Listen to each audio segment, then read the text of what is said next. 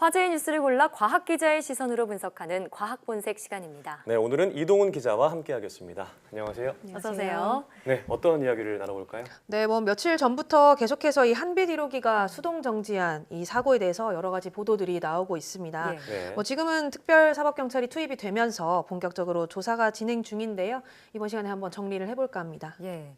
자, 일단 한빛 1호기는 전남 영광에 있는 우리나라 대표 노후 원전이죠. 네. 사고가 난 후 정지한 과정에 대해서 여러 가지 논란이 일고 있는데 우선 이날 어떤 일이 일어났는지 짚어주세요. 네, 우선 이 한빛 1호기는 말씀하신 대로 이 30년이 넘은 노후 원전입니다. 이 지난 9일에 정기 검사를 마치고 재가동 승인을 받았는데요. 예. 하루 만에 10일에 문제가 생기면서 이 원전을 수동 정지한 겁니다. 예. 당시 한빛 1호기는 재가동을 위해서 안전성 시험을 진행 중이었는데요.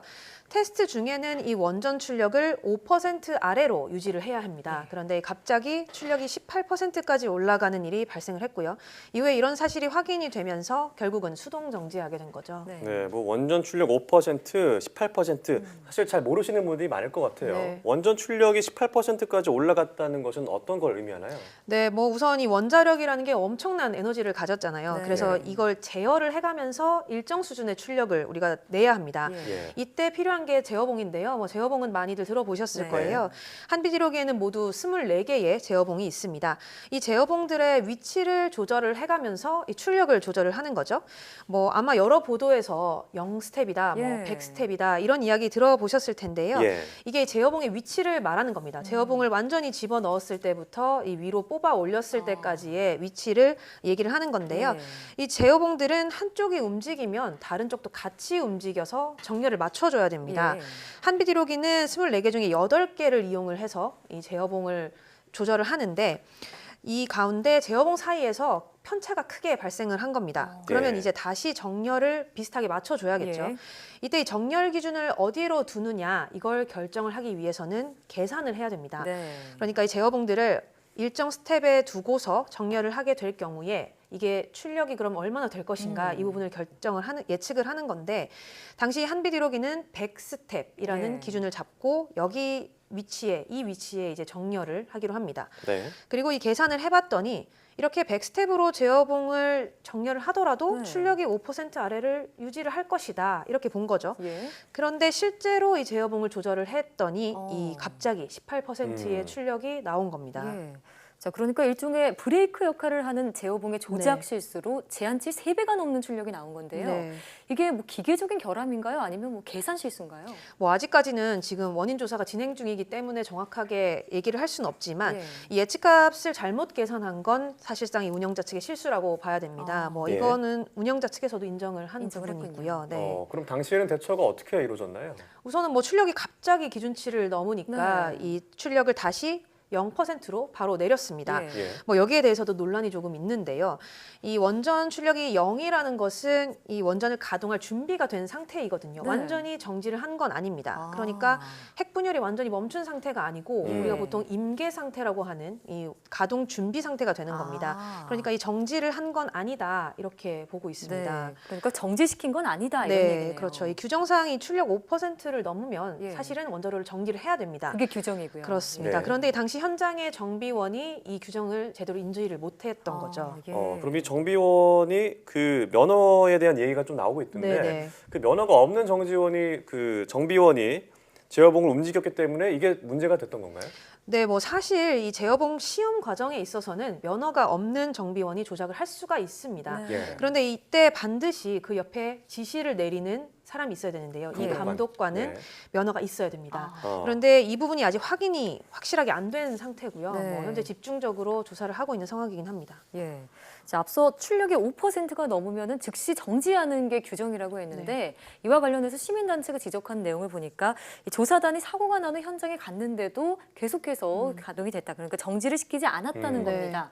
그 이유가 뭐라고 보시나요? 네, 이게 당시에 한빛 1호기가 이 출력이 높아졌습니다라고 보고를 한 게 아니라요. 있는데요. 예. 이 현장 상황은 주급수 펌프에 이 정지 신호가 발생을 하면서 주급수 펌프가 멈춘 겁니다. 그러면서 보조급수 펌프가 자동으로 기동이 됐어요. 예. 그러니까 이 보조급수 펌프는 다른 방법으로 급수를 할 수 없는 상황이 됐을 때 마지막에 예. 최후의 수단으로 물을 공급을 해서 이 원자로를 냉각시키는 설비입니다.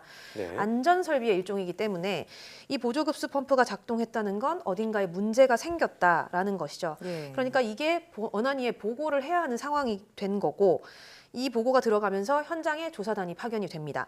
이 과정에서 이 조사단이 가보니까 예.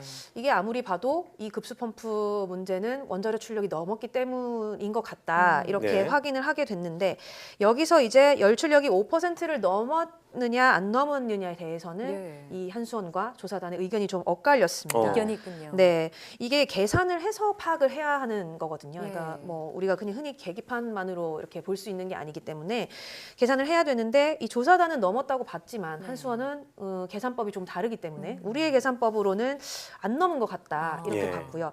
이 부분을 확인하는 과정이 조금 길어지면서 이 원자로 정지까지 한 12시간 정도가 걸린 어렵다. 것으로 보입니다. 예. 근데 이후에도 뭐 5%가 넘었다는 것은 확인이 됐지만 이게 정확하게 몇 %까지 올라갔냐, 이 18%까지 올라갔다라는 걸 확인하는 데는 또 시간이 걸립니다. 네. 예. 그래서 이 수치를 정확히 파악하는데 열흘 정도 시간이 열흘이요. 걸린 네. 것으로 보입니다. 네. 그리고 뭐 당시 현장 조사 과정에 대해서도 논란이 일고 있는 것 같은데 네. 원자로 출력이 과도하게 올라갔고 이에 대한 대처가 미흡했다고 해서 뭐 체르노빌 사태에 대한 네. 얘기도 나오고 있어요. 정말 이 정도로 위험했던 사건인 건가요? 뭐 우선 사실은 이 체르노빌이랑 비교한 것 자체는 예. 조금 무리가 있습니다. 어. 이 설계부터 완전히 다른 원전인데요. 네. 체르노빌은 이 온도가 올라가면 핵분열이 더 많이 일어나는 구조입니다. 그러니까 이 가속 페달을 밟으면 밟을수록 계속해서 속도가 올라가는 거라고 보시면 되는데요. 네. 이 우리 한빛 1호기 같은 경우는 온도가 일정 수준 이상 올라가면 핵분열이 줄어들게 됩니다. 제어가 오히려요. 됩니다. 네, 예. 그러니까 가속 페달을 밟다가 어느 일정 수준이 도달하면 속력이 자동으로 줄어들게 되는 구조라고 보시면 됩니다. 네. 그래서 이 체르노빌과 같이 이 출력이 폭주를 한다거나 뭐 폭발이 일어난다거나 이런 상황은 벌어지지 않는다라고 네. 봐야 예. 되고요. 또 이 체르노빌 같은 경우는 안전 설비가 작동하지 않도록 차단된 상태에서 이 시험을 무리하게 진행하다가 예. 사고로 이어진 경우입니다. 그런데 이 한빛 1호기는 안전 설비가 일단은 뭐 정상 상태를 유지하고 있었고요. 예. 또 출력이 25% 이상이 되면 경보가 울리면서 시스템이 멈추게 돼 있습니다. 그런데 뭐 이런 기술적인 문제 말고요. 또 이 설비 운전자의 뭐 실수라던가 네. 규정을 몰랐던 부분이라던가 이런 문제들이 지금 나오고 있기 때문에 예. 이런 건 사실 뭐 책임을 피할 수 없는 상황인 것 그렇습니다. 같습니다. 네, 또 이 시민단체들 같은 경우도 이 안전 불감증이 사고의 원인이었다 이렇게 지적을 하고 있고요. 아무래도 더 경각심을 가져야 된다 이렇게 네. 강조를 하고 있죠. 네. 뭐 일부 단체들은 우리가 지금 저출력인 상황에서 시험을 하기 때문에 괜찮다 이렇게 보고 있지만 출력을 낮춘 상태에서도 얼마든지 뭐 제어하지 못하는 아주 위험한 상황이 올 수 있다 이렇게 예. 주장을 하기도 합니다. 예. 뭐 예를 들어서 원자로 출력이 갑자기 올라갔다가 빠르게 내렸다고 해서 그때 올라갔던 열이 갑자기 냉각되지는 않거든요. 그러니까 이 원자로 안에서 이 열이 계속 유지가 되면은 네. 제어봉 손상이 일어나면서 뭐 방사능 누출이 일어난다거나 네. 이런 아주 위험한 상황이 생길 네. 수도 있다라는 겁니다. 물론 뭐 이번 한빛 1호기의 경우는 뭐 아직까지는 이런 문제가 확인이 되지는 않았고요. 네. 추후에 이 부분은 혹시나 만일의 사태를 대비를 해서 조사를 진행은 하게 됩니다. 예. 그런데 뭐 이 시민 단체의 경우는 네. 우리가 이 체르노빌과 같은 원전 사고를 아주 큰 사고를 보고 나서도 이렇게까지 우리가 가볍게 안일했다. 예. 생각을 하면 안 되지 예. 않느냐, 뭐 아니란 대응을 하면 되지 않는다. 네. 이게 안 아마 된다. 예. 네, 주장의 요지인 것 같습니다. 예. 자, 그러니까 체르노빌 사고와는 분명히 다르다고는 하지만 언제든 그런 사고가 일어날 수 있음을 그렇죠. 염두에 두고 강도 높은 안전 관리를 시행해야 한다 이런 입장인데요. 네. 자, 그러면 이제 특별사법 경찰이 투입됐습니다. 네네. 앞으로 어떤 조사를 하게 되나요? 네, 처음으로 이제 이 특별사법경찰이 투입이 됐는데 가장 중점적으로 보는 거는 정말 이 면허가 있는 사람이 이 정비원의 옆에 있었는지 네. 그리고 제대로 관리 감독이 이루어졌는지 하는 부분입니다. 뭐 기술적인 조사보다는요 인적 요인에 집중을 해서 조사를 하고 있는데요. 사실 이번 사고의 주요 원인이 이렇게 뭐 관리자 역할 문제라던가 뭐 계산 실수 이런 인적 요인에 좀 집중이 돼 있기 때문에 네. 이렇게 특사경을 투입을 해서 조사를 하게 된 거고요.